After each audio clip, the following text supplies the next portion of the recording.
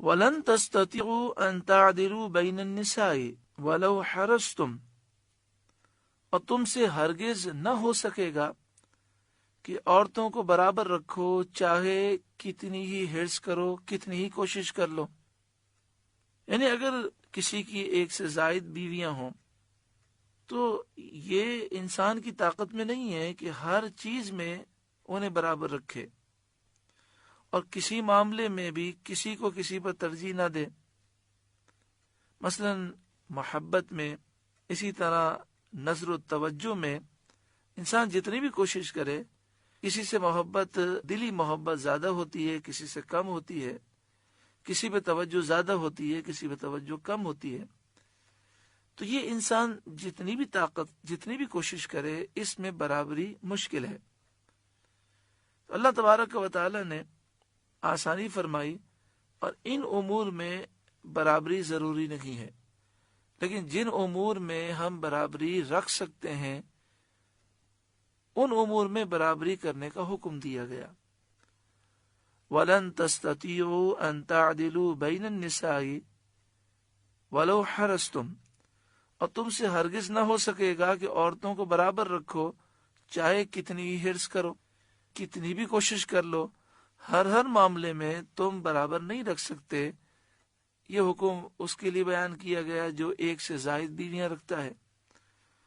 فَلَا تَمِيلُوا كُلَّ الْمَيْلِ، تو یہ تو نہ ہو کہ ایک طرف پورا جھک جاؤ، فَتَذَرُوهَا كَالْمُعَلَّقَةِ، کہ دوسری کو ادھر میں تم لٹکتی چھوڑ دو۔ یہ تو نہیں ہونا چاہیے، بلکہ یہ ضرور ہے کہ جہاں تک تمہیں قدرت اور اختیار ہے وہاں تک یکساں برتاؤ کرو۔ محبت اختیاری چیز نہیں ہے، لیکن بات چیت تو یہ اختیاری ہے، حسن اخلاق یہ اختیاری ہے، کھانا کھلانے میں اور لباس دینے میں، پاس رکھنے میں، اور ایسے بہت سارے امور ہیں جن میں برابری کرنا اختیاری امر ہے، تو لہذا ان امور میں برابری کرو۔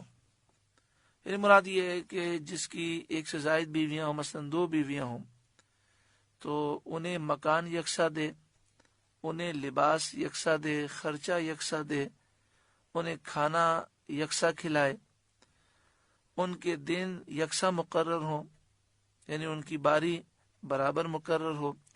یہ وہ امور ہے جن میں برابری ہو سکتی ہے، اور یہ برابری ضروری ہے۔ یہاں فرمایا گیا ایسا نہیں ہونا چاہیے کہ ایک طرف پورا جھک جاؤ اور دوسری کو لٹکتا ہوا چھوڑ دو۔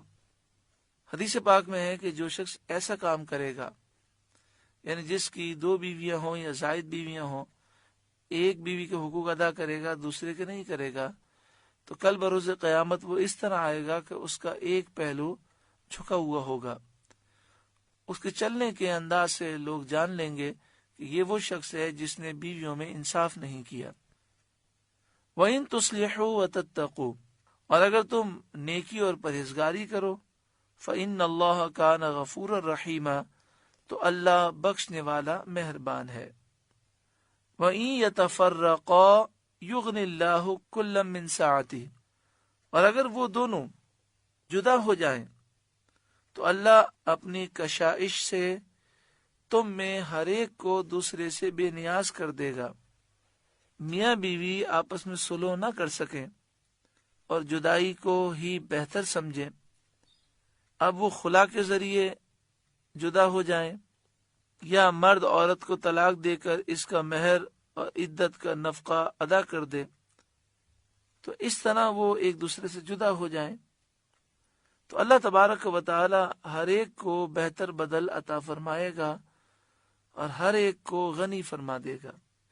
کتنا پیارا قرآن پاک ہے، اللہ کا کتنا فضل ہے کہ اللہ نے ہمیں اپنا کلام عطا فرمایا۔ کتنی پیاری تعلیمات ہیں اللہ کی اور اس کے محبوب کی۔ کاش کہ ہم ان تعلیمات پر چلتے، دنیا بھی سنور جاتی اور آخرت بھی سنور جاتی۔ یہاں پہ فرمایا جا رہا ہے کہ میاں بیوی صلح کرنے کی کوشش کریں۔ اگر وہ صلح نہیں کرتے اور یہ سمجھتے ہیں کہ جدائی میں بہتری ہے اور طلاق ہو جاتی ہے، تو جو طلاق کی صورت میں ذمہ داریاں بنتی ہیں وہ ذمہ داری ادا کر دیں. شوہر عدت کا خرچہ دے، عدت کے لیے سکنا دے، اور اس کے علاوہ جو مہر باقی ہے وہ مہر دے دے. جب دونوں جدا ہو گئے تو ایک دوسرے کے لیے وہ نفرت نہ رکھیں، غیبت نہ کریں، اس معاملے کو ختم کر دیں. تو اللہ تبارک و تعالی ان دونوں کو اپنے کرم سے اتنا عطا فرمائے گا کہ ان کی ضروریات پوری ہو جائیں گی، اور اللہ تعالیٰ ایک دوسرے سے ہر ایک کو غنی کر دے گا.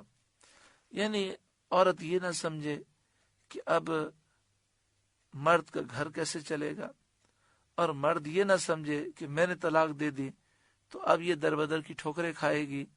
اللہ تعالیٰ سب کو عطا فرمانے والا ہے، سب کے کام بنانے والا رب العالمین ہے. وَإِن يَتَفَرَّقَا يُغْنِ اللَّهُ كُلًّا مِّن سَعَتِهِ، اور اگر وہ دونوں جدا ہو جائیں تو اللہ اپنی وسعتوں سے تم میں ہر ایک کو دوسرے سے بے نیاز کر دے گا. وَكَانَ اللَّهُ وَاسِعًا حَكِيمًا، اور اللہ وسعت والا، حکمت والا ہے.